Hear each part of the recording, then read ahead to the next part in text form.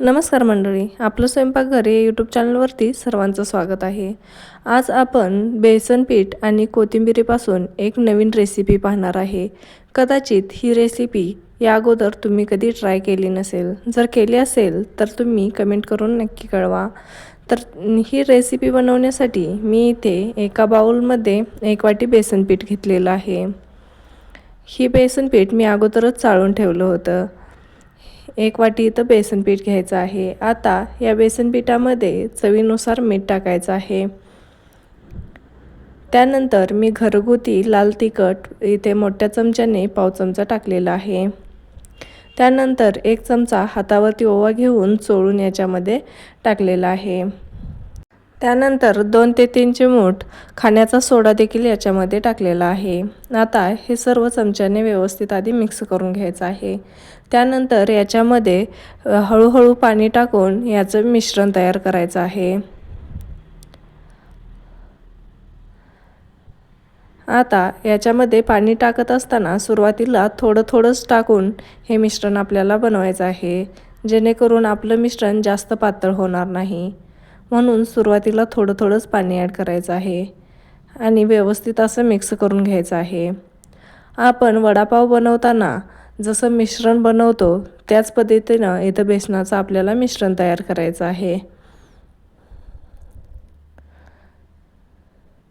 मिश्रण थोडंसं घट्ट वाटतंय म्हणून मी आणखी थोडं पाणी ॲड करून हे मिश्रण व्यवस्थित असं तयार करून घेतलं आहे। हे बघा, अशा पद्धतीचं इथे मी मिश्रण तयार करून घेतलेलं आहे। त्यानंतर मी इथे 1 जुडी कोथिंबीर निवडून घेतली होती। आता ही कोथिंबीर स्वच्छ धुवून यातील सर्व पाणी काढून मी घेतलेलं आहे। आता कोथिंबीर घेताना व्हिडिओत दाखवल्याप्रमाणे अशा लांब आकाराची निवडून घ्यायची आहे। याला थोडेसे देठ देखील ठेवायचे आहे आणि लांब असे कोथिंबीर निवडून घ्यायचे आहे। हे बघा, अशा पद्धतीनं मी इथे 2 ते 3 कोथिंबीरच्या काड्या घेतलेल्या आहेत। आता ह्या कोथिंबीरच्या काड्या मी या बेसन पिठामध्ये बुडवणार आहे।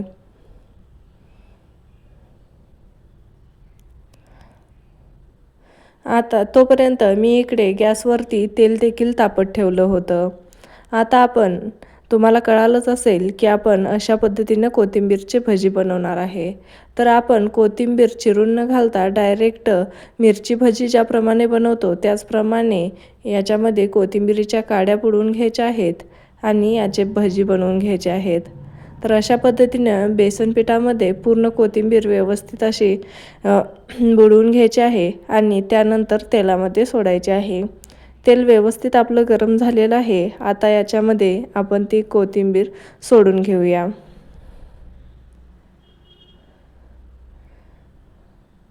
याच पद्धतीनं मी दुसरं देखील भजी सोडून घेतलेलं आहे।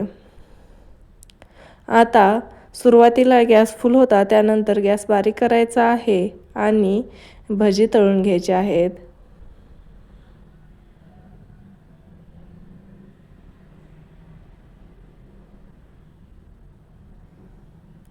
अशा पद्धतीनं जर तुम्ही कोथिंबीरची भजी बनवली तर चवीला खूप छान होतात आणि एकदम कुरकुरीत होतात।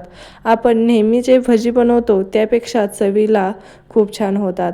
आपण कोथिंबीर चिरून जेव्हा भजी बनवतो ते जास्त कुरकुरीत होत नाहीत, मऊ होतात आणि अशा पद्धतीने जर भजी बनवले तर अगदी कुरकुरीत होतात। तर इथे आपले भजी तळून झालेले आहेत, ते आता साईडला काढून घेऊया। आता याच पद्धतीनं मी दुसरे देखील भजी तळून घेतलेले आहेत।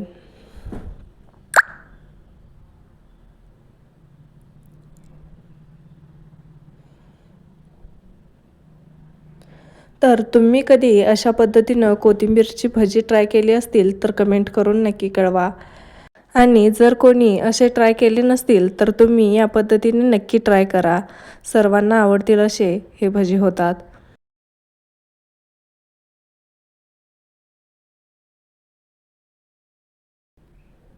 तर आता हे देखील आपण साईडला काढून घेऊया।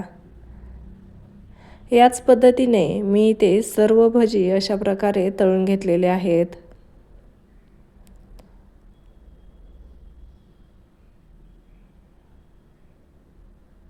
हे बघा, इथे मी सर्व भजी अशा पद्धतीने तळून घेतलेले आहेत.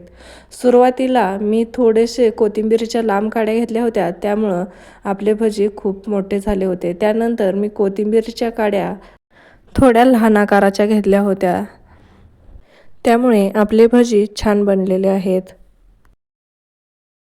जर तुम्हाला नवीन काही ट्राय करायचं असेल तर ही रेसिपी नक्की ट्राय करू शकता. पहिल्याच प्रयत्नात सर्वांना जमेल आणि सर्वांना आवडेल सुद्धा अशी ही रेसिपी आहे. हे भजी खरंच चवीला खूप छान होतात. वरून कुरकुरीत आणि आतून जाळीदार असे भजी आपले बनलेले आहेत. तर ही भज्यांची रेसिपी कशी वाटली कमेंट करून नक्की कळवा. आणि व्हिडिओ जरा जरी आवडला असेल तर व्हिडिओला लाईक आणि चॅनलला सबस्क्राईब करायला विसरू नका, जेणेकरून येणारे नवनवीन व्हिडिओज सर्वात आधी तुमच्यापर्यंत पोहोचतील.